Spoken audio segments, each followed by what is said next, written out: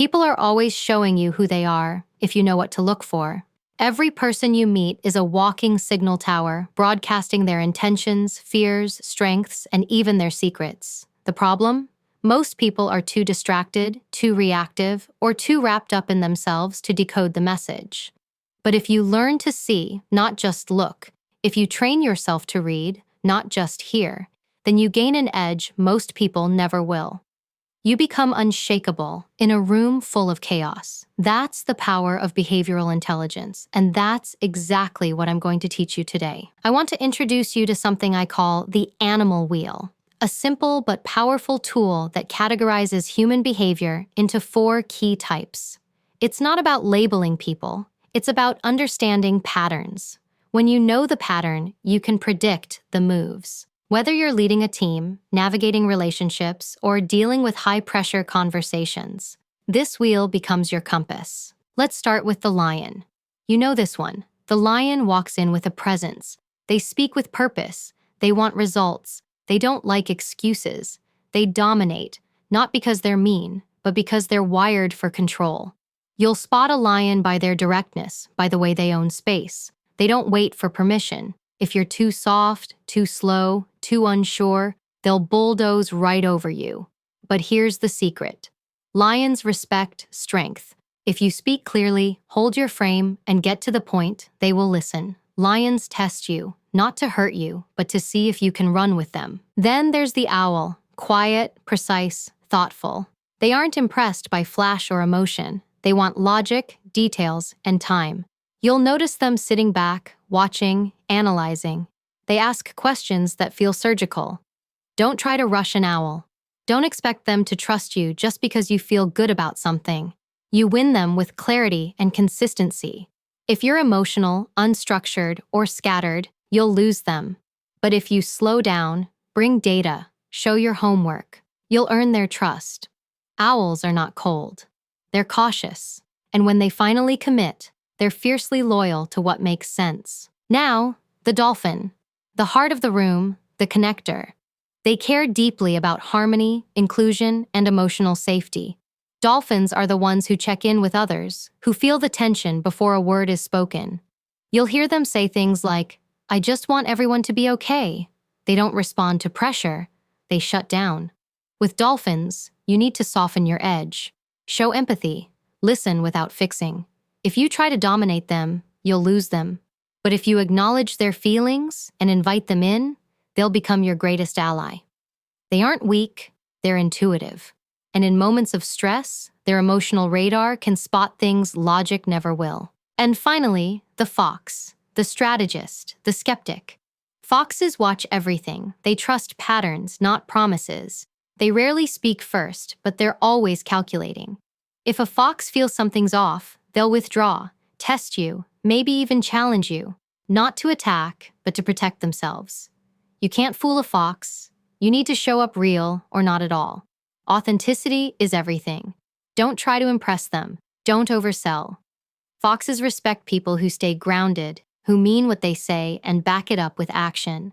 They move quietly, but when they trust you, they'll move mountains behind the scenes. Now here's what most people miss. They think conflict is personal. It's not. It's style-based. A lion and a dolphin will clash, not because they dislike each other, but because their worlds operate on different frequencies. An owl and a fox might spend weeks circling one another with quiet suspicion, when all they need is one clear conversation. But if you learn to read the type, you learn to shift your style. You stop reacting, and you start leading. You speak in ways that actually land. You hear what's not being said. You begin to move through the world with power and with precision. Let me tell you something about lions. You've met them. You've probably worked for one. Maybe you're in a relationship with one. And if you're honest, maybe you are one. The lion is the kind of person who walks into a room and changes the temperature without saying a word. They carry command in their posture. They speak with conviction. And they don't ask for permission. They take it. But don't confuse dominance with arrogance. Lions aren't loud because they want to be seen. They're loud because they believe time is currency, and they're not wasting a second of it. You recognize a lion almost immediately. They don't dance around their words. They look you in the eye, tell it straight, and expect the same in return. They interrupt, not to disrespect you, but because they've already arrived at the point. And they're wondering why you haven't yet. They aren't interested in the scenic route. They want the destination. Efficiency over empathy, clarity over comfort. That's how their mind is wired. So when you're dealing with a lion, every second counts. Every word you use either earns you their respect or loses their attention. But here's what most people get wrong about them. They think lions are mean, aggressive, heartless. That's not true. Lions feel, they just don't show. Vulnerability makes them uncomfortable. Stillness makes them anxious. They thrive on challenge, purpose, progress. Their drive is not to intimidate, it's to achieve. And when they're misunderstood, when people get soft or defensive in response to their intensity, that's when tension happens. But the moment you mirror strength, when you match their presence with precision, you've got their attention, and maybe even their loyalty. Now let me give you something practical. If you're speaking to a lion and you're trying to explain an idea or pitch a plan, lead with the outcome. What's the result? What's the bottom line? Skip the backstory. They don't need to hear how long you worked on something. They want to know if it works. They want to know if it solves the problem. That's it. Be clear, be concise, and for the love of power, be confident. Because here's the truth. Lions don't respect people who don't respect themselves. You come in with weak energy, second-guessing, hesitating. They will steamroll right over you. And don't take it personally if they cut you off. They're not being cruel. They're being efficient. Lions operate at high speed. They make decisions quickly, and they expect others to keep up. If you're the kind of person who needs time to warm up, to explain your feelings first, they'll think you're unsure, or worse, unprepared. But if you walk in, shoulders back, voice steady, message clear, they'll pause. They'll lean in. Because now, you've matched their fire with your own. Let me paint a picture for you. Imagine you're pitching a new idea to your boss, a clear lion. The moment you start with, "I've been thinking about something for a while, and I kind of feel like maybe we should," you've already lost. That lion is checking their watch. But if you start with, "Here's a strategy that will increase our performance by 15%. I've already outlined the first 3 steps. Now you've earned their time." It's not about pleasing them. It's about speaking their language. And their language is results. So many people try to soften themselves in the presence of a lion, thinking that if they're more agreeable, more flexible, they'll win favor. But lions don't follow softness. They follow certainty. They follow bold. That doesn't mean being aggressive. It means standing firm in your value. Lions push to see where you'll break. But if you don't flinch, if you hold your ground with dignity and direction, that's when they stop testing and start trusting. The owl. The analytical thinker. You'll know when you're dealing with an owl. They don't rush in. They don't dominate. They don't need to be the loudest voice in the room. In fact, they often sit back and just watch. Their strength, observation, their power, precision. While everyone else is busy talking, the owl is collecting data, assessing what's real, not what's being projected. They don't care about surface-level charm or big emotional energy. They want substance. They want logic. And they're not going to respond to hype. They respond to truth. Owls process the world through analysis. They value structure. They want to understand how things work, not just that they work. When they ask questions, it's not to challenge you. It's to clarify, because they're not jumping into anything they don't understand. They need time to process, time to assess risk, time to prepare. You'll see them pause before they answer. You'll notice they don't commit quickly. That's not indecision, that's discipline. They don't move until they're sure. So if you push them to act before they're ready, they'll pull away. And that's where most people mess it up. They mistake the owl's silence for disinterest. Or worse, they try to fill the space with more words, more persuasion, more emotional reasoning. But the more noise you make, the more you lose them. Because what the owl really wants from you is clarity. Can you get to the point? Can you show your facts? Can you back up your ideas with evidence? That's what earns their respect. They don't need flash, they need focus. So let's talk about how to deal with an owl effectively. You walk into a room with an idea. Don't lead with how excited you are. That doesn't move them. Instead, walk in with a clear plan. Break it down, step by step. Show the data, explain the process, anticipate their questions before they ask them. That tells the owl that you're not just enthusiastic, you're prepared. That earns you credibility. Because owls don't trust words, they trust patterns. If you show up scattered, unsure, or emotionally reactive, they won't say it out loud, but they're already closing the door. And the truth is, owls are loyal, but only to what's real. Once you've proven yourself to be consistent, factual, and composed, they'll invest. They may not throw you praise, they won't make a big show of their support, but they'll give you quiet, steady backing. And when everything gets chaotic, when emotions run high, the owl becomes the anchor. That's the person who keeps the ship steady because they're not swayed by panic. They don't react, they respond. The key to owls is patience. You can't rush trust with them, you can't fast-forward rapport, but when you learn to meet them with calm, collected thought, when you lead with logic and not just passion, that's when you access their power. Because once an owl believes in you, they won't just follow, they'll fortify. The dolphin, the empath. You'll feel the presence of a dolphin before they say a word. It's in their warmth, it's in their attentiveness. These are the people who notice when something feels off, who ask how you're really doing, and wait for a real answer. They're not driven by power or logic or control. They're driven by connection. Their emotional intelligence is off the charts. They read energy, they sense discomfort, and more often than not, they'll put your needs ahead of their own just to keep the peace. That's the dolphin. And while the world often underestimates them, they hold a kind of strength most people will never understand. See, dolphins don't just listen to what's being said, they listen to what's not being said. They can feel tension in the air before it turns into words, and they're not confrontational by nature. Not because they're afraid, but because harmony matters more to them than being right. But don't mistake that softness for weakness. A dolphin might be kind, but they're not naive. They see more than they let on. And if they pull away, it's usually because the environment has become too loud, too cold, or too aggressive for them to breathe in. When you're communicating with a dolphin, you need to shift your energy. You need to come down from the edge, lean into empathy, and actually be present. If you talk over them, if you dismiss how they feel, if you treat their concerns as too emotional, they'll shut down. Not because they're fragile, but because they won't engage in environments where they don't feel emotionally safe. The truth is, dolphins thrive in spaces where people are seen, heard, and valued. So if you're all strategy and no soul, they won't meet you there. And here's what you need to know.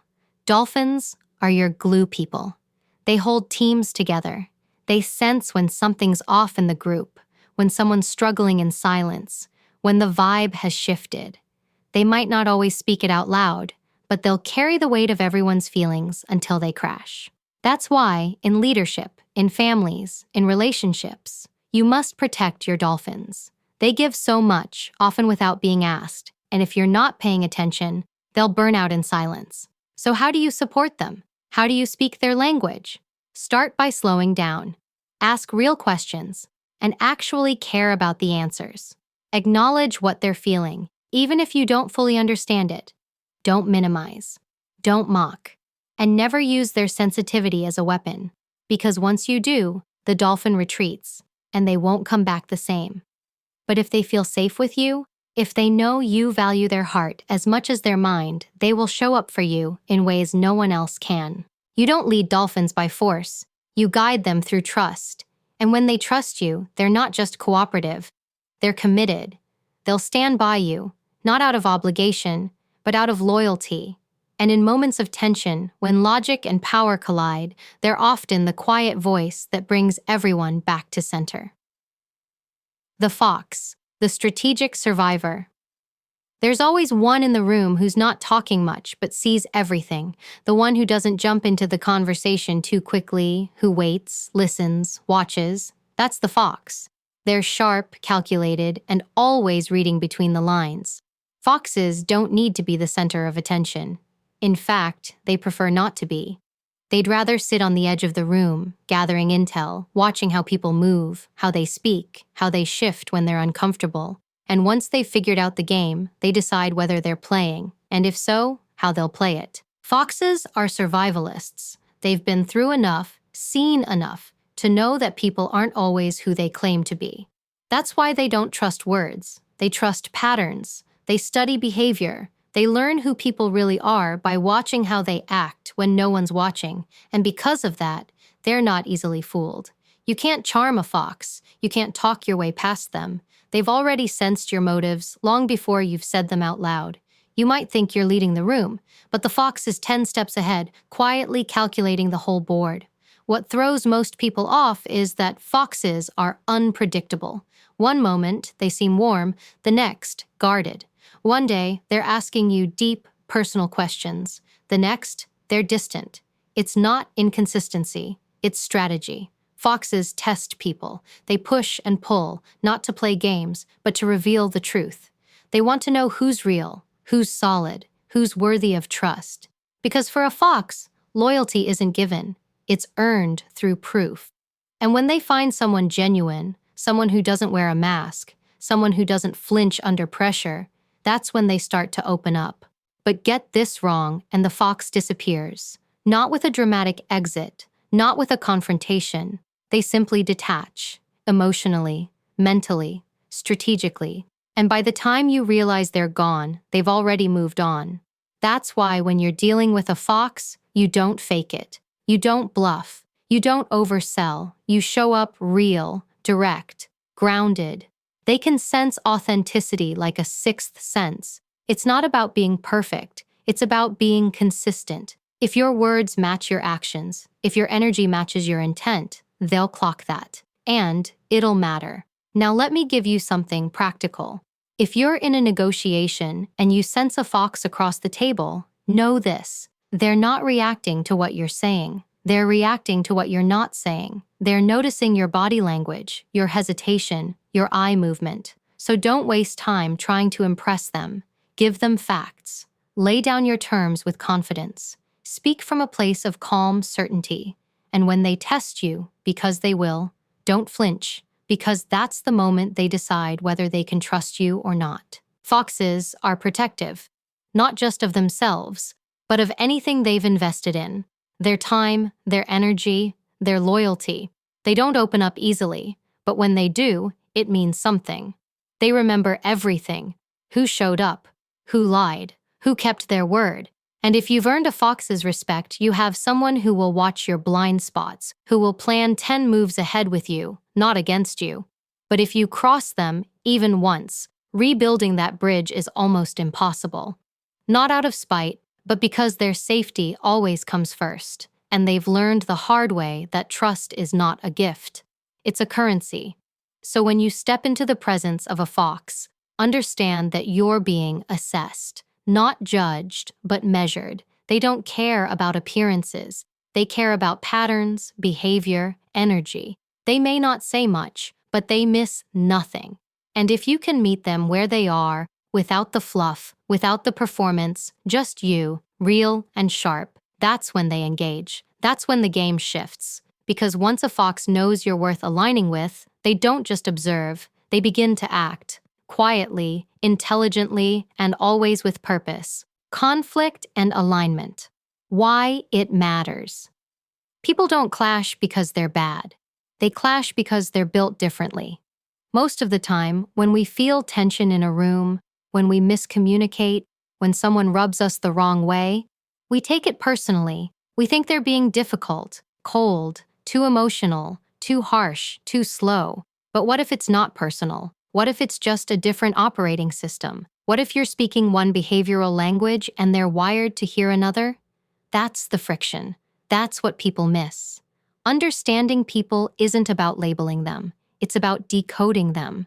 And once you know who you're dealing with, once you can identify their behavioral type, you stop reacting emotionally. You start responding strategically. The moment you realize that the person in front of you isn't trying to disrespect you, but is just wired differently, everything shifts. You gain control over how you navigate them, how you deliver your message, how you protect your energy. It's not about changing people. It's about adapting your approach so your communication doesn't just hit, it lands. Take the lion and the dolphin. On paper, they look like opposites. The lion moves fast, speaks sharp, demands results.